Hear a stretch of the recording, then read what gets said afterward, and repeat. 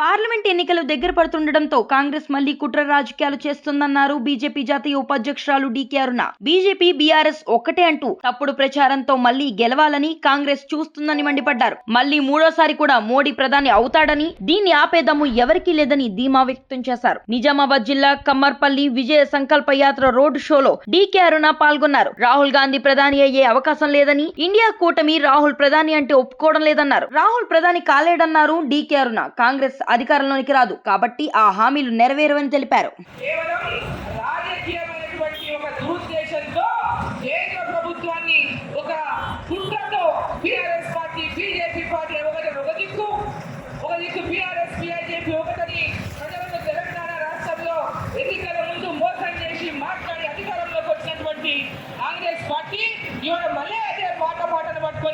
మోసం చేసేటటువంటి ప్రయత్నం చేస్తూ ఉంది.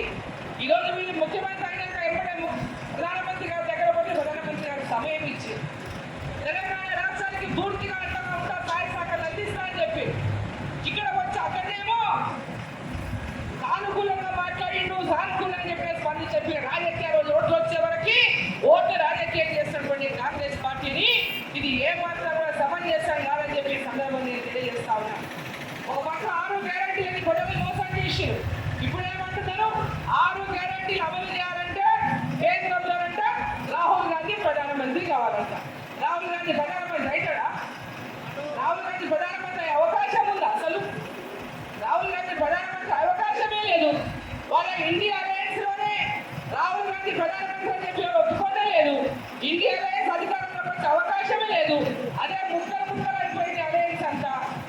ఇవాళ 6 గ్యారెంటీలు అమలు చేయలేక ప్రజలని మళ్ళొకసారి మోసం చేయకపోతున్నటువంటి మరి కాంగ్రెస్ పార్టీని ప్రజలందరూ కూడా గ్రహించాలి, వాళ్ళ మోసాలని చెప్పి నేను తెలియజేస్తా ఉన్నాను.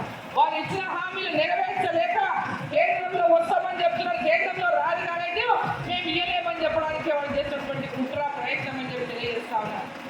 ఈరోజు ఈ రాష్ట్రం అభివృద్ధి చెందాలి, అడుగడుగునా ఈ రాష్ట్రం అభివృద్ధి చెందాలి. ప్రతి గ్రామము, ప్రతి మహిళ, ప్రతి రైతు, ప్రతి విద్యార్థి, ప్రతి నిరుద్యోగి, ప్రతి ఒక్క కుల మత భేదాలు లేకుండా ప్రతి ఒక్కరు కూడా అభివృద్ధిలోకి రావాలంటే, ఈ దేశం అభివృద్ధిలోకి రావాలంటే నరేంద్ర మోదీ గారు మళ్ళీ ప్రధానమంత్రి కావాలి.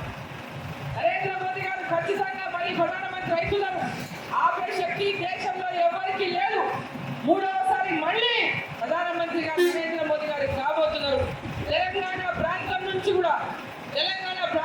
కూడా పెద్ద ఎత్తున మనం ఇక్కడ నుంచి సీట్లను గెలిపించి ఇవ్వాలి. ఇక్కడ మీ పార్లమెంటు సభ్యుడు అరవింద్ ధర్మపురి గారు ఇంతకు ముందే మాట్లాడుతూ చెప్పింది, ఇక్కడ పెద్దలు పసుపు బోర్డు కోసం తన బాండ్ రాసిచ్చింది ఎన్నికలప్పుడు. ప్రతిపక్షాలు చాలా విమర్శించినాయి, కవితమ్మ కూడా మస్తు విమర్శించింది, ఏమేమో మాట్లాడింది. ఇచ్చిన మాట నిలబెట్టుకున్నటువంటి పార్లమెంటు సభ్యుడిగా అరవింద్ ధర్మపురి నరేంద్ర మోదీ గారి దగ్గర చెప్పి, నేను నా రైతాంగానికి మాట ఇచ్చిన అంటే నీ మాట నా మాట అని చెప్పి ఇవాళ పసుపు బోర్డును అందించినటువంటి నాయకుడు నరేంద్ర మోదీ గారికి చెప్పి సందర్భంగా తెలియజేస్తా ఉన్నాను. ఇచ్చిన మాట నిలబెట్టినటువంటి పార్టీ భారతీయ జనతా పార్టీ. ప్రజలకు ఇచ్చినటువంటి మాటను చేసే మాటని ప్రజలకు చెప్తుంది, చెప్పిన మాటను నిలబెట్టుకుంటుంది భారతీయ జనతా పార్టీ అని చెప్పి మీకు అందరికీ కూడా